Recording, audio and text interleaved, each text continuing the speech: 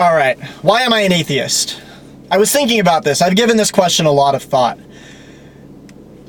I thought about it, and the reason I'm an atheist is I don't like to be tricked. I learned this at a very early age, probably around 11 or 12 years old, I'd say. I don't like to be tricked.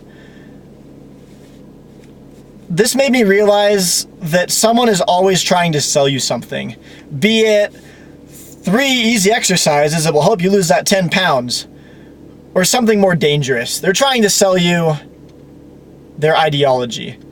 In the case of this video, I think it's especially dangerous for someone to try to sell you their religious ideology. Why would someone try to sell you their religious ideology? What could they possibly do to convince you that you need this religion? That you need, in the case of Christianity, to be saved by Jesus? How do you convince someone that they should be saved? Well, in order to do that, you first have to convince that person that they need saving. You need to convince them that just them as themselves are dirty, backwards, immoral creatures, and that they need the love of Jesus Christ, or whatever God you want to throw in there, in order to become just, right, moral human beings who treat their fellow man with respect. They need this Jesus piece in order to be that. I think that's a very dangerous thing to try to sell someone. And I learned this I realized this at an early age because, again, I don't like to be tricked. I want to believe, as Matt Dillahunty says, I want to believe as many true things and as few false things as possible. I like this quote because it's simple. It sums up what I want to believe. And in order to do that, you need a system.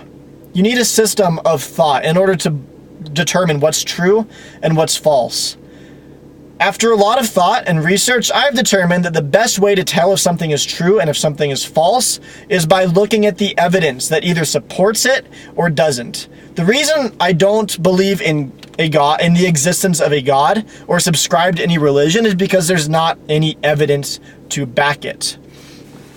So anyway, this got me thinking, and it really doesn't surprise me very much that people are so ready to subscribe to a religion, to go to church and to read the Bible and to listen to preachers. Because really, pretty much since we're born, we're told what to do. We need to sit down, shut up, and listen. And if we don't do that, then we're going to be punished. If you have bad parents, this happens to you.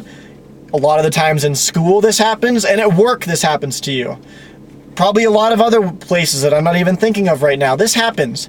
So is it really that much of a surprise that people gravitate towards Bibles and preachers and churches and religions? We don't know what to do. We're told that we need this thing. We need to be told what to do. We need to be told how to act and what to say and what to do, because we're incomplete. I'm an atheist because I see this, and I want to believe in what's true. So anyway, that got me thinking about that. That's the reason why I'm an atheist.